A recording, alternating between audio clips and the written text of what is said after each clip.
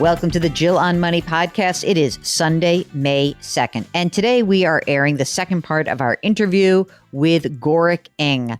I love when you go to his website, the first thing that it says about his book, which is called The Unspoken Rules, Secrets to Starting Your Career Off Right.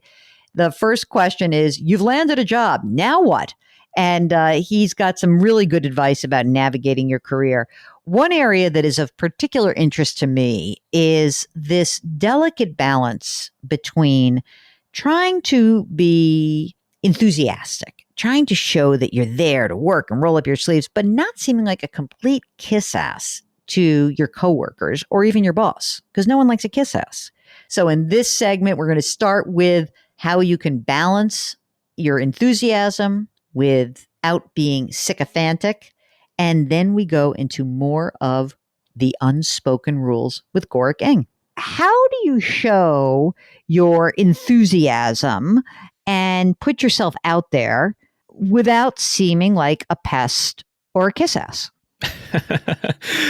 Yeah. And it touches upon commitment, where commitment isn't a binary state. It's not that you're committed or you're uncommitted. It's on a spectrum where in the middle is the zone of commitment, and you can undershoot to the point of looking apathetic, but you can also, to your point, overshoot to the point of looking threatening or overbearing. And so in this case, my one-size-fits-all approach is to mirror your coworkers and to take a look at those who are near to you in level of seniority, who are similar to you in terms of identity, because there are going to be a host of unspoken rules and double standards around race and gender, and to see who is the most respected of this group of people and to see how they come across, because there's likely going to be tacit knowledge that this individual may not even realize that they know around how to manage up without coming across as a brown noser and without having all your coworkers see you as that kiss ass.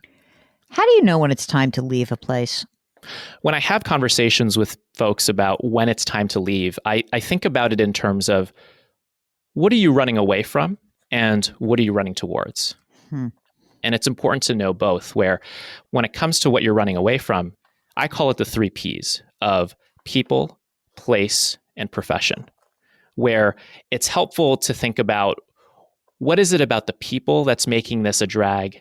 What is it about the place that's not having you be excited anymore? And what is it about the profession that's not a good fit? And to really ask yourself, why is this happening?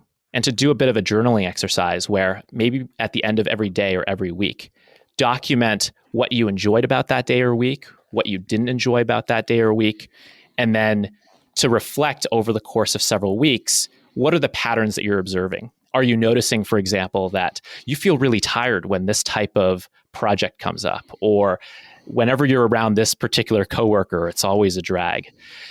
The better you identify what you're running away from, the better you'll have a sense for whether you should live with your situation, fix your situation, or leave your situation. And I leave the leave your situation piece for last, because often when the times get tough, it's easy for us all to think, okay, let's just tune this out. I'm out of here.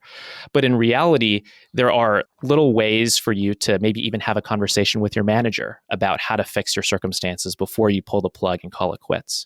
So that's on the what are you running away from side? And then what are you running towards side? That's an equally important question, where I talk to a lot of professionals who know what they want to run away from, but don't quite know of what else they're looking for. In which case the question becomes, where do you see yourself in 3, 5, 10 years? You may not get there immediately in this next job. You may need to instead find a stepping stone opportunity. In which case the question becomes, who do you want to impress, let's say 10 years down the road?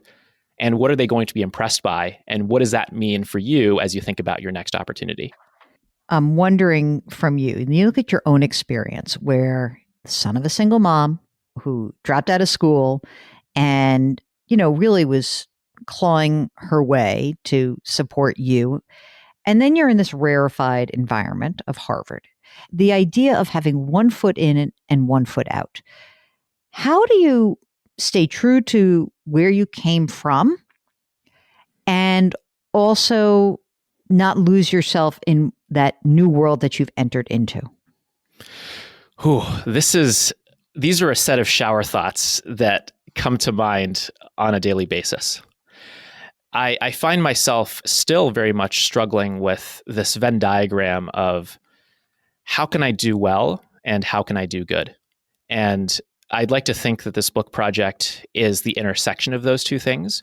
But coming from the background like mine, I've thought a lot about, I went from very little privilege to now all of a sudden having a great deal of privilege. What does that say about my responsibility? How can I pave a smoother path for those coming after me? And so I've been thinking about that a lot. And I would say that when I advise first-gen low-income college students, this is the first thing we talk about. Well, I'll say that the first thing we talk about is, can you review my resume? Because that's the salient, that's the salient pain point where we know we need a resume and we know that we might need help. But behind every resume review that I have is this deeper question of how can I pursue a career that's meaningful to me, that I can be proud of, and that will still pay the bills. And I don't quite have a silver bullet. I think we'd all probably be doing that type of work if we could find it. But it is a common conversation that I've been having with myself in the shower and that I've been having with first-gen low-income students here at Harvard. I think it's so interesting to me because, I mean, there's a part of your book where you're talking about, appearance and, obviously being your authentic self and, but also being able to be part of something, right? You want to be part of this team. And I think that people often will feel conflicted about that. And obviously, the organization should be doing a better job in trying to make sure that happens. But I think while we're all working remotely, at least in the knowledge sector and all these, different careers that we're managing from home, it becomes really hard to do that. So before we finish up with you, I want to talk a little bit about this idea of remote work and how you show yourself in those 3 C's, working remotely without having the interaction, without someone giving you an attaboy on the back. What is your advice? Yeah, a few quick tips on this front. One is to make sure that you're seen and heard in meetings.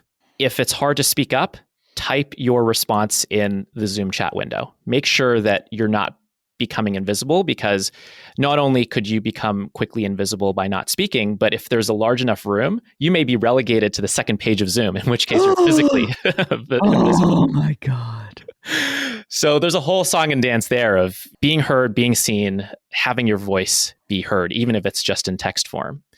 The second is around making sure that your manager is on top of, or at least is aware of, what you're up to. And here I think about what I call what, how, by when, where when your manager gives you an assignment, make sure that you're clear and that your manager is clear on what do you need to do, how do you need to do it, and by when do you need to do it. Because if you don't clarify all 3 of these questions, you'll either end up doing the wrong work, doing it the wrong way, or not doing it on time. And when I think about micromanagers, the root cause of micromanagement in many situations is anxiety. Anxiety around, what are you doing? How are you doing it? Are you doing it to my specifications? / when are you going to get this back to me? And so clarifying these expectations up front can help you set boundaries, because your manager is no longer going to be checking in on you every 20 minutes. You've already aligned ahead of time that, hey, I'm going to get back to you by, let's say, 4:30 p.m. today. I like that. I like that very much, actually. And, I think that's an interesting thing working remotely, that a lot of people have told me that it's actually been a great way to have some of the shyer people feel empowered, or even younger people to feel empowered to actually speak up, because it's not as scary as being in a big conference room where you're like, oh, I don't really want to say something right now. So maybe could be actually a really helpful step in your career and learning how to obviously communicate. Now, if you really want to learn all the ins and outs of this, you got to go get Gorick's book. It's called The Unspoken Rules, Secrets to Starting Your Career Off Right. Parents, if you're listening, this is a great book as a graduation gift.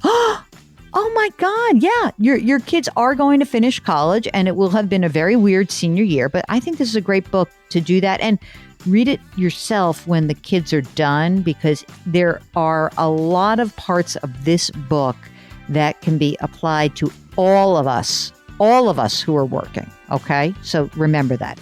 Don't forget to wash your hands and wear your masks and maintain your physical distancing and to lift someone up today. We'll talk to you tomorrow.